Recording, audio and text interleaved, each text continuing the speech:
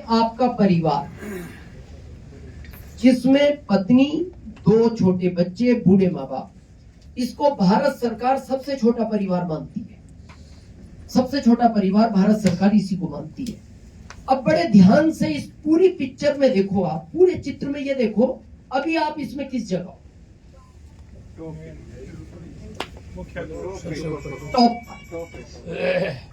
जो अभी हम ये सोचते हैं ना, हमारी क्या वैल्यू है, कई बार हमें लगता है ना, आज आपको आपकी वैल्यू का पता लगेगा, आपकी वैल्यू क्या है। कई बार हमें लगता है हमारी कोई वैल्यू नहीं।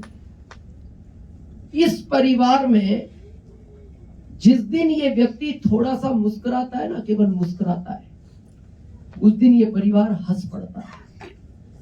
जिस दिन ये व्यक्ति थोड़ा सा निराश हो जाता है तो ये परिवार रो पड़ता है। केवल निराश हो जाता है, सुबह से कुछ खाया नहीं, आंख बंद करके लेटा पड़ा है, उस दिन पत्नी अकेले रूम में बैठ कर रोने लग जाती है। आज पता नहीं बात क्यों नहीं कर रहे, क्या हो गया इनको। बच्चे जाके मम्मी के पास रो पड़ते, मम्मी आज पापा ने बात नहीं की हमसे। माता पिता अकेले में बैठ कर रोते, आज तो पैर छूने भी नहीं आया, डेली आता था, ऐसा क्या हो गया, खाली उदास हुआ है। तो परिवार रो पड़ा। आपकी क्या वैल्यू है हम समझ नहीं पा रहे। अगर उदास होने पे ये रो पड़ते हैं तो जिस दिन ये नहीं रहता होगा परिवार में, क्या होता होगा इस परिवार का, विचार करो। हम किसी प्रोफेशन के विरोध में नहीं है, लेकिन हमें गंभीरता से समझना पड़ेगा इस चीज को कि बाकी प्रोफेशन में इस परिवार की कौन जिम्मेदारी लेगा, आरसीएम में इस परिवार की कौन जिम्मेदारी लेगा। एक कड़वा सच है, जो आया है वो जाएगा। ये कड़वा सच है, हम सब जानते हैं।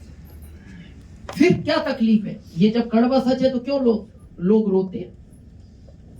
लोग इसलिए नहीं रोते जो आया है वो जाएगा, लोग इसलिए रोते हैं पिता के पहले बेटा चला गया। हमारे यहाँ एक अच्छी प्रथा ये है कि बेटा आखिरी टाइम पिता को कंधा देता है। ये अच्छी प्रथा है, देना चाहिए। 90-100 साल उन्होंने उम्र पूरी कर ली, ये कंधा देगा, इसमें क्या, ये तो कड़वा सच है, आया उसी दिन पता ना जाना। दुख तब होता है जब पिता बेटे को कंधा देता है। और आप बड़ी गंभीरता से लॉजिक समझना इस चीज का, ज्यादातर कंधा पिता ही दे रहा है आजकल। अब उसके पीछे कारण क्या है, कारण समझो।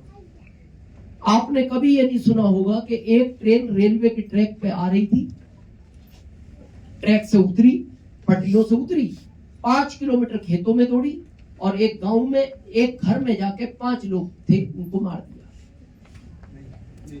कभी नहीं। तो इसका मतलब घर में यही तो 5 है भाई। आज आपके माता पिता यहाँ नहीं आए, बहुत लोगों की पत्नी और बच्चे भी नहीं आए, आप आए हो तो ये तो गांव में सेफ है। इनके साथ घटना नहीं घटती, घटना इसी के साथ घट रही है जो उस ट्रेन में दौड़ रहा है। भाई यही तो सुना, एक उधर से मालगाड़ी आ रही थी, इधर से पैसेंजर आ रही थी, कोहरा ज्यादा था, सिग्नल दिखाई नहीं दिया ड्राइवर को, टकरा गई, 180 लोग मर गए। लेकिन हम क्या सोचते हैं, ये घटनाएं लोगों के साथ घट रही हैं। भगवान न करे जिस दिन हमारे साथ घटेगी, हमने ये क्यों नहीं विचार किया इस परिवार का जिम्मेदार कौन है। आपके उदास रहने पे रो पड़ते हैं, ये ना रहने पे इनका होगा क्या, क्या होगा।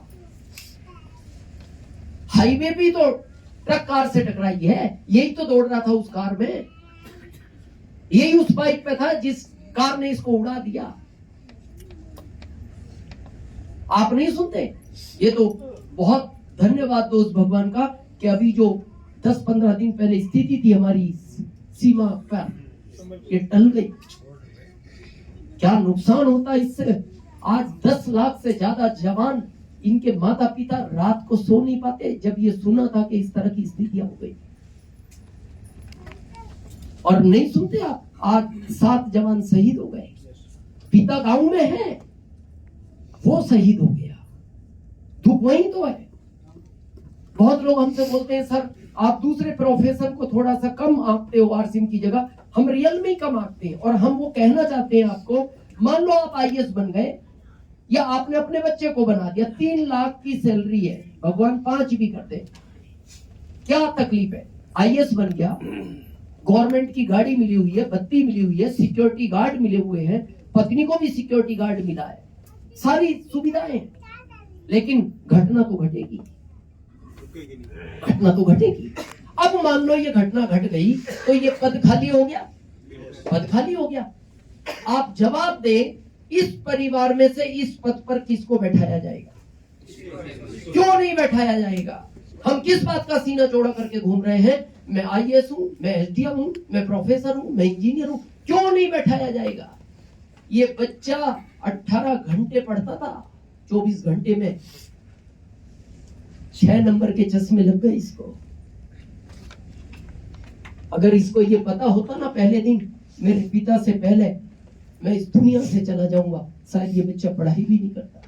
ये तो उन पिता से पूछो जिनका बच्चा पिता से पहले चला जाता है ना, उस दिन वो पिता टूट ही जाता है अंदर से। वो तो खाली उसकी बॉडी है, उस दिन उस पिता में कुछ नहीं बचता। ये समझ लो प्राण ही निकल जाते हैं उसके बच्चे के साथ। बस एक वो सिर्फ खाली तस्वीर है, और ये हो गया। अब ये जब आईएएस था, 20,000 10,000 के स्कूल में इसके बच्चे पढ़ रहे थे, फीस थी 10,000, 30,000 का मेडिकल खर्च है उसके माता पिता का। इनको बीपी है, शुगर है, हार्ट है। चलो नहीं बैठाया जाएगा तो ये 3 लाख तो दोगे ना इस परिवार को हर महीने? नहीं मिलेगा। तो बच्चों को कौन पढ़ाएगा? चलो बच्चे सरकारी स्कूल में पढ़ लेंगे, माता पिता का इलाज नहीं होगा, माता पिता तो वैसे भी तड़प तड़प के मर जाएंगे। और इस बच्चे को अगर ये पहले दिन एहसास होता कि मेरे बाद मेरे माता पिता का इलाज भी नहीं हो पाएगा, वो तड़प तड़प के मर जाएंगे, आपको क्या लगता है? ये बच्चा शायद जॉब भी नहीं करता, अपने माता पिता को ही नहीं जोड़ता। हमें क्यों होता है आरसीएम पे घर? क्यों हम इस तरह की मीटिंगें क्यों हम इकट्ठे होते हैं? क्यों हमारे यहाँ अच्छे अच्छे पदों के लोग आरसीएम को कर रहे हैं? उसका क्या कारण है? आज हमारे आरसीएम में घटना घटी, घटना बहुत दुखद है लेकिन सीखने की है। हमारे यहाँ एक अचीवमेंट होता है सफाया, ये सारे सीनियर जानते हैं। क्या लाभांश होता है सफायर का हर महीने? 8 से 10 लाख। हाँ, कम से कम 8 टीडीएस काट के गिरी से गिरी हालत में, लेकिन वो 9, 10, 11, 12 कहीं भी जा सकता है। एवरेज रहता है समथिंग 10 लाख एवरेज।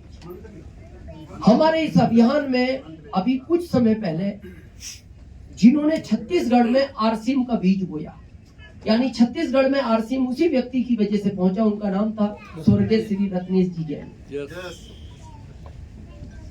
और इनके साथ घटना बहुत बड़ी नहीं घटी, ये जैन परिवार से थे, इनके धर्मगुरु आ रहे थे। और देखना वो परिवार भी इसी तरह था जो हमने आपको फोटो दिखाया, वही चित्र था। इनके धर्मगुरु आ रहे थे, बारिश का टाइम था, बच्चे बाइक लेके आ रहे थे, छोटे बच्चे थे, तेज बाइक थी, उन्होंने ब्रेक लगाए, बाइक फिसल गई और वहां कम से कम 200 लोग खड़े थे। कई लोगों से वो बाइक टकराई, कई लोग गिर भी गए, 2 लोग बेहोश हो गए, एक तो स्वर्गीय श्री रत्नेश जी जैन और एक व्यक्ति और। दोनों को हॉस्पिटल ले जाया गया। एक व्यक्ति 12 घंटे बाद होश में आ गया, लेकिन स्वर्गीय श्री रत्नेश जैन जी होश में नहीं आए। डॉक्टर ने कहा ऑपरेट करना पड़ेगा, ऑपरेट किया और फिर 12 घंटे के बाद डॉक्टर ने कह दिया हम इनको बचा नहीं पाए। बस एक बार इस जगह अपने आप को रखकर देखना। एक बार आप क्या करते हो, इस मीटिंग से निकल के आप अपनी पुरानी दुनिया में चले जाते हो। ठीक है, होता है, चलता है, बस ये यही समझ में आता है। फिर हम उसी दुनिया में जाके फिर इसको गंभीरता से नहीं लेते। क्या उम्र थी उनकी? लगभग 43 साल। देखो 43 साल उम्र थी। पत्नी की उम्र 40 साल है लगभग, बेटी 11 साल की है, एक बेटा 5 साल का है, माता जी 75 साल की है, बाबूजी 80 साल के। यही तो घटना हो गई। जिनको जाने का टाइम था वो है, और जिसको अभी और 50 साल रहना था भारत में वो चला गया। अब जब ये घटना हो गई, ये लिखा हुआ था क्योंकि जिस दिन उसने आने की तारीख लिखी, जाने की लिखी। हमें क्या लगता है ये घटना हमारे साथ नहीं घटेगी, कई उदाहरण है ऐसे भारत में। अब जब ये घटना घट गई तो कंपनी की तरफ से, आरसीएम की तरफ से, सुबा जैन जी नाम है इनका, इनको फोन गया 1 महीने बाद। और कंपनी का पहला लाइन था, मैडम बहुत दुख के साथ आपको फोन करना पड़ रहा है, हमारे इस अभियान का एक बहुत बड़ा सिपाही हमने खो दिया। आपके लिए और ज्यादा दुख की बात है, लेकिन आप चिंता मत करो, आरसीएम आपके साथ है। आप अपना ध्यान रखो, अपने बच्चों का ध्यान रखो, अपने माता पिता का ध्यान रखो। और हमने फोन इसलिए किया है क्योंकि ये वाला पद खाली हो गया है, और आप अपने पेपर कंपनी को मेल करो, क्योंकि अगले महीने इस पद पर हम आपको बैठाएंगे।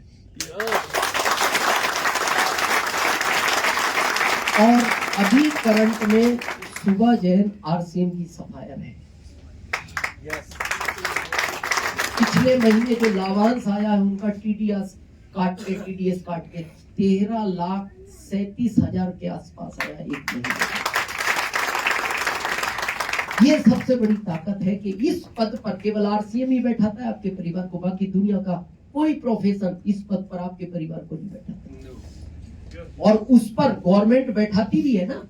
मान लो आपके फादर की किसी कारण ये घटना घट गई, अगर फादर आईएएस है तो बच्चे को नौकरी आईएएस की नहीं मिलेगी, उसको चपरासी की मिलती है कि तुम अपनी योग्यता से फिर आईएएस बनो।